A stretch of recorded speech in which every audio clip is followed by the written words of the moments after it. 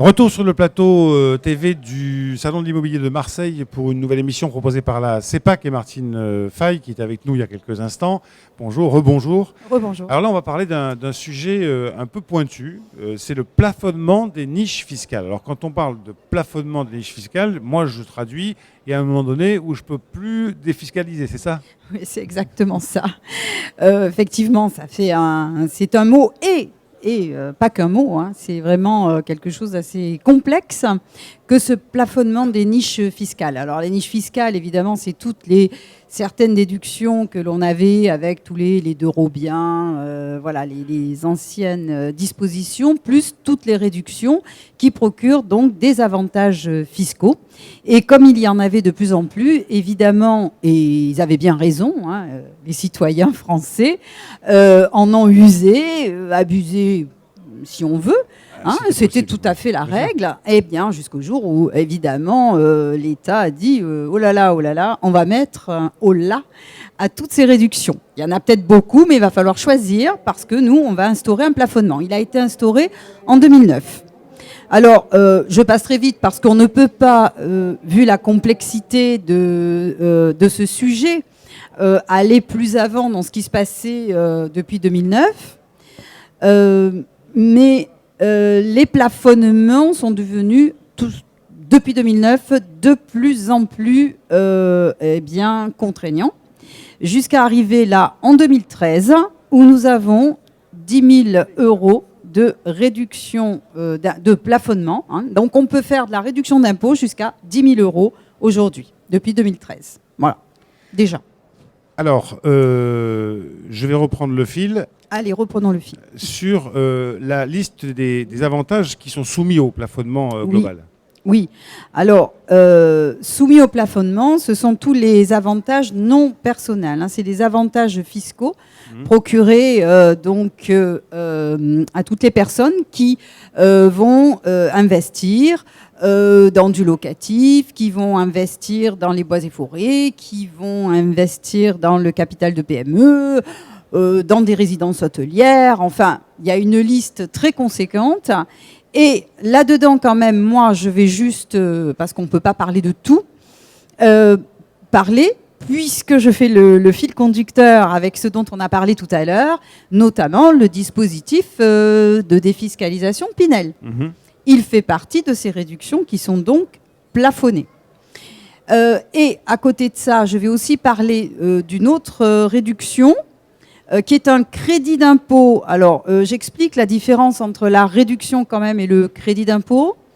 La réduction, c'est en bas de votre feuille, votre déclaration fiscale, c'est je vais gommer l'impôt. J'ai un impôt à payer, si j'ai des réductions, ça va le gommer. Par contre, si j'ai plus d'impôt, il n'y a plus rien, et que j'ai encore de la réduction, tant pis pour moi, je ne pourrai pas l'utiliser. Alors que si c'est un crédit d'impôt, le fisc va me rembourser. Là, on parle par exemple des dépenses pour un emploi salarié à domicile, des équipements en faveur du développement durable, des économies d'énergie. Voilà, tout ça, c'est du crédit d'impôt.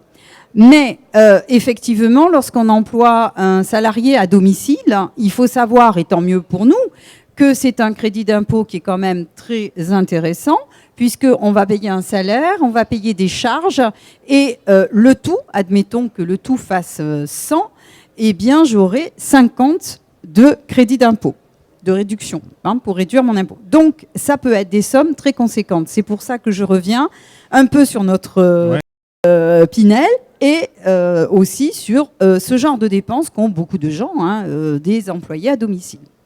Alors que faire si on dépasse ce plafond des 10 000 euros? Parce que est-ce que c'est foutu ou est-ce qu'il y a d'autres solutions? Alors, effectivement, si on n'est pas venu voir, notamment votre conseiller en gestion privée à la Caisse d'épargne, puisqu'on est là pour vous aider, pour faire le calcul de ce plafonnement, parce qu'il est quand même complexe, effectivement, on risque de se retrouver peut-être happé par une banque ou une autre, et puis on n'a pas fait le fil conducteur, et on se retrouve à avoir pris, par exemple, en fin d'année, on propose des enveloppes de fonds d'investissement de proximité, des FIP, comme on dit, qui vont permettre une réduction, par exemple, de 18%, sauf qu'on ne vous a pas posé toutes les questions pour connaître toutes vos réductions. Et du coup, peut-être que, moi, ça est arrivé, qu'un client arrive et me dise, qu'est-ce qui s'est passé? Ma réduction n'a pas été prise en compte. Oui, mais monsieur, vous étiez frappé par le plafonnement des niches fiscales. C'est quoi cette méchante bête? Et effectivement, oui, mais je suis allée, c'était son droit, à tel endroit. J'ai pris des FIP parce qu'on me les a proposés. C'était hyper intéressant. Dans le calcul, oui, mais c'est rentré dans le calcul. Il fallait tout nous dire. C'est pour ça que c'est très important de savoir. Et de fait, évidemment, il y a des solutions lorsqu'on est chargé, parce que ça peut aller très vite. On a dit tout à l'heure que sur du Pinel, je peux avoir même à minima 3 000, voire si je fais 300 000 euros sur 9 ans à 18% donc de réduction, ça me fait 6 000 euros. C'est 6 000 euros lissés sur 9 ans.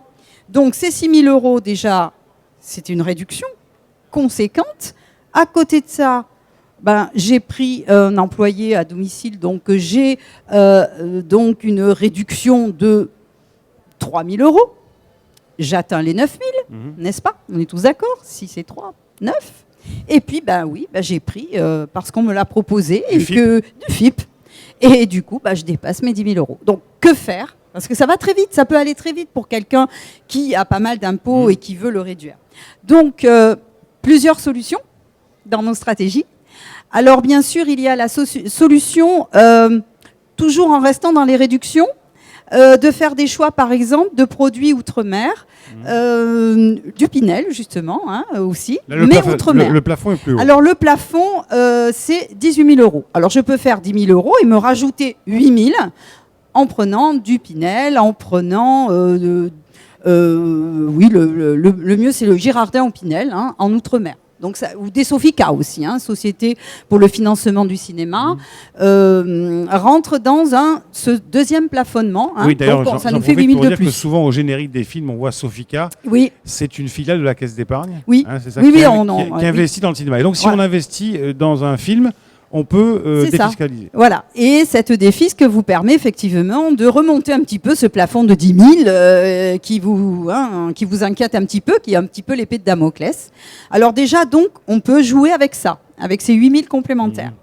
Après, vous avez quand même des produits comme le Malraux qui vont permettre de sortir de la réduction qui peut aller jusqu'à 30%, ne rentre pas dans le plafonnement des niches. Le Malraux, on va expliquer ce que c'est. En fait, c'est une défiscalisation qui est déplafonnée et qui... elle n'est pas plafonnée, c'est ça qui est bien. C'est bien sûr André Malraux, qui a été ministre de la Culture, qui l'a instauré pour les monuments classés, des monuments historiques. Alors justement, on va prendre un exemple avec la préfecture de Lyon, qui a été vendue par l'État. Voilà, tout à fait. Alors là, à ce titre-là, si on sort donc du système de la réduction, ce qu'il y a d'intéressant à faire, alors c'est un peu stratégique, mais je vais essayer d'être le plus clair possible, c'est de passer plutôt en haut de mon calcul d'impôt et de parler donc de déduction de mon revenu. Je suis en haut de mon canevas de l'impôt sur le revenu et je vais pouvoir, notamment dans le cadre des monuments historiques, je vais pouvoir faire ce qu'on appelle du déficit foncier.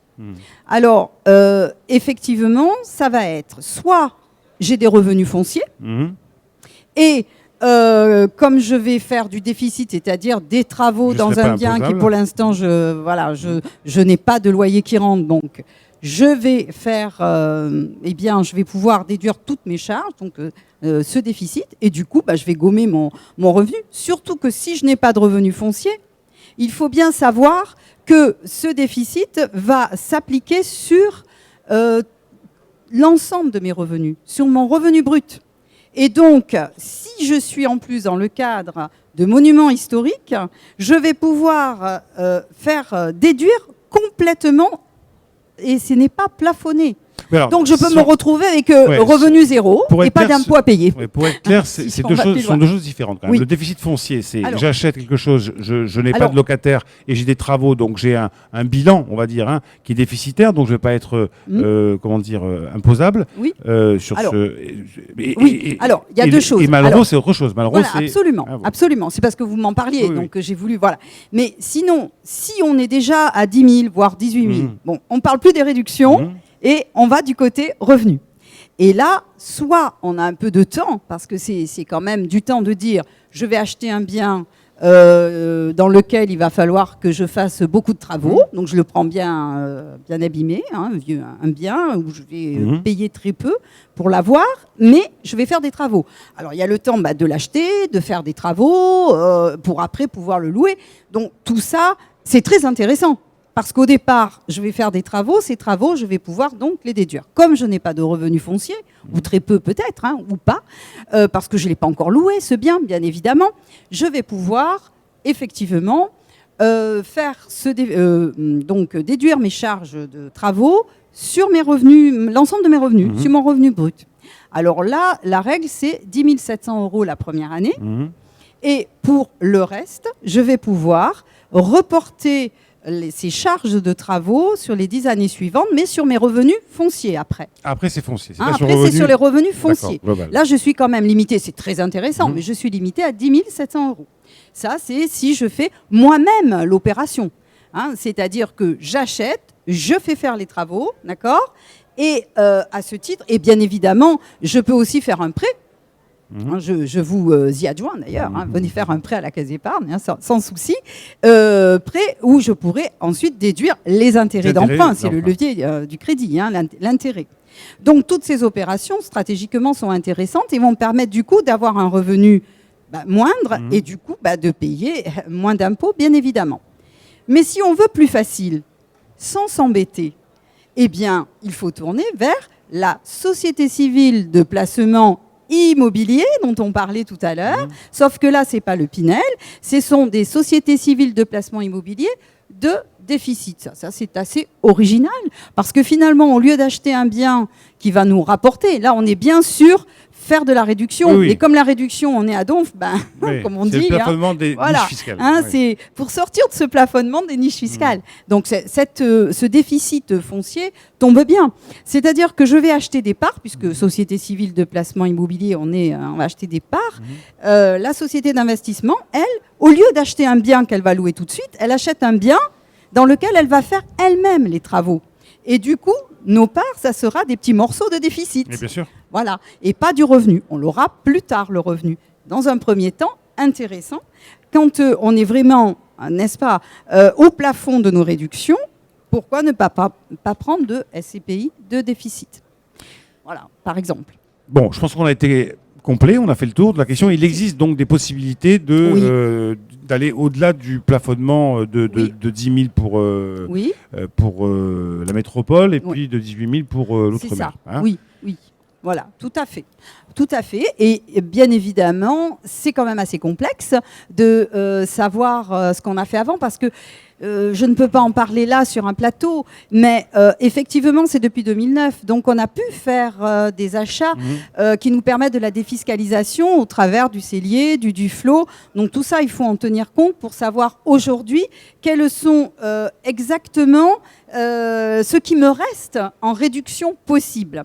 Donc du coup, effectivement, venez rencontrer nos chargés d'affaires en gestion privée ici à l'Espace ou plus tard dans votre agence de caisse d'épargne parce qu'ils ont, eux, la possibilité, nous avons un outil et puis ils ont aussi la connaissance pour faire avec vous ce calcul et savoir ce qui vous reste, un état des lieux. Est-ce que je peux encore faire de la réduction ou est-ce que je passe vers une autre stratégie ? Martine Fay, merci beaucoup d'avoir animé avec moi ces 3 conférences ce matin. On va faire une petite pause et on se retrouvera à 14h pour parler encore de Pinel avec un autre interlocuteur. Merci à vous et bon salon, bonne suite de salon. C'est moi qui vous remercie. Au revoir. Tard.